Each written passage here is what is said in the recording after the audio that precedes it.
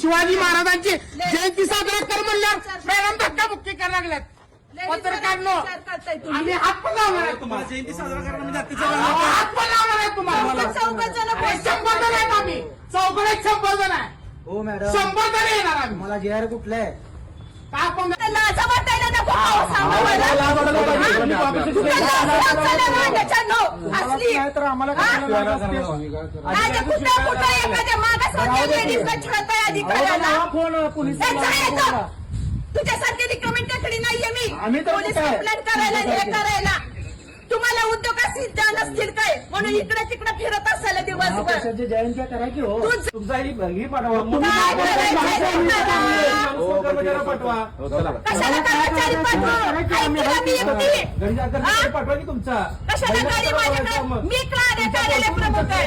कलेक्टरला बोलतो की तुमच्या जा की कलेक्टरकडे जा की बघून तुम्ही जा काय करायचं ते. आम्हीचा मालक नाही तुम्ही आम्ही कुणाचे 2 मिनिटं पाठीमागे होतं कधी सांगते कुणाला शिकवता. नमस्कार, माझं नाव संस्कार गणेश नरोटे. आज आम्ही जिल्हा कौशल्य केंद्र इथे आलो होतो. गुड्डूभैया शिंदे यांचा फोन आला की आज 19 फेब्रुवारी महाराजांची जयंती आहे. इथं कार्यालयात शासकीय कार्यालयात महाराजांची जयंती साजरी केली नाही म्हणून आम्ही विचारायला आलतो. इथं अधिकारी देखील जागेवर नव्हते व काहीच ठिकठिकाणावर नव्हतं. कर्मचारी पण नव्हते. आम्ही ज्यावेळेस विचारलं त्यावेळेस फोटो काढले आणि हार गपचूप चोरून आणले आणि जयंती साजरा करत. आणि ज्यावेळेस आम्ही खंडारे मॅडम यांना विचारण्यास गेलो तर खंडारे मॅडमांनी अक्षरशः ढकलून आम्हाला बाहेर काढलंय.